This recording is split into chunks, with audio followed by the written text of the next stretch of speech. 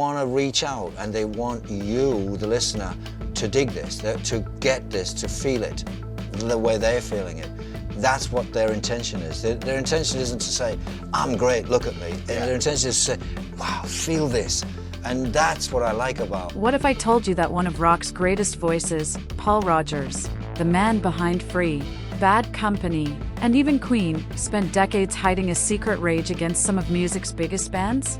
Not petty rivalries, not creative disagreements. To Rodgers, these groups were traitors, artists who, in his eyes, sold out the very soul of rock. And now, at 75, he's naming names. The truth? It's more shocking and more personal than you'd ever expect. Stay with me, because the bands on his blacklist will leave you stunned. It all began with Fleetwood Mac. In the late 60s, they were heroes of British blues, led by Peter Green, a guitarist Rodgers respected deeply. He saw them as allies in keeping rock raw and authentic. But when Lindsey Buckingham and Stevie Nicks joined, everything changed. Fleetwood Mac traded grit for California polish, and when rumors exploded in 1977, selling over 40 million copies, the world hailed it as genius. Paul Rodgers saw it as treason. At a gala that same year, witnesses say he physically turned his back when Fleetwood Mac were introduced, calling their music cocktail party wallpaper.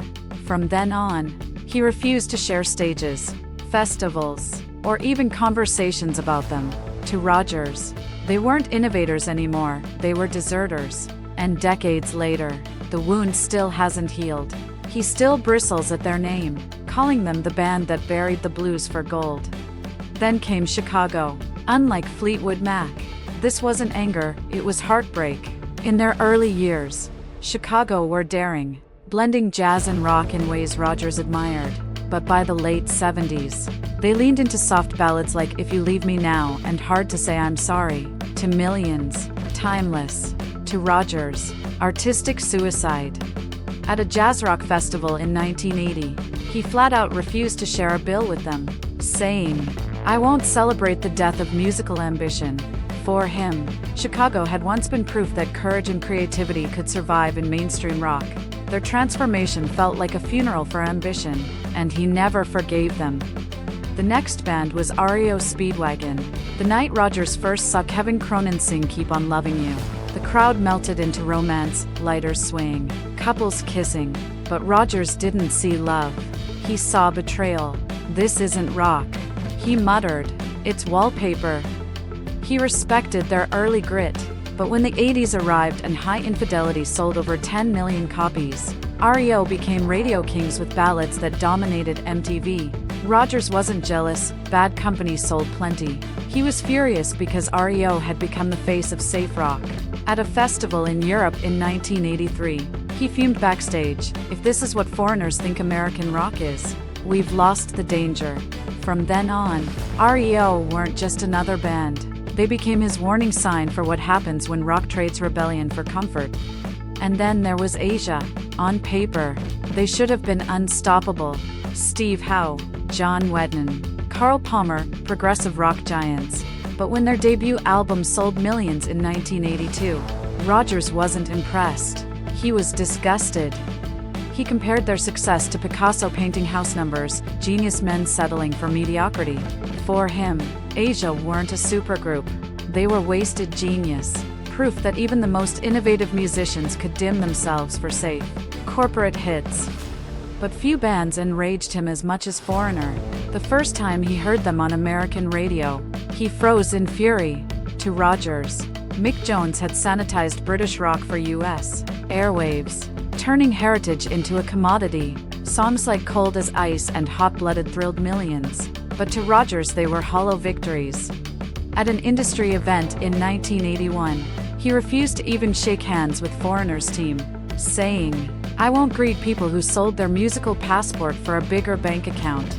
To him, Foreigner didn't just sell out, they poisoned the well, influencing younger British bands to chase the same formula. And finally, Journey. Rodgers first heard Don't Stop Believin' backstage at an American festival. The crowd roared, fists pumping, voices raised in unison. Rodgers winced. They've turned exploration into a jukebox.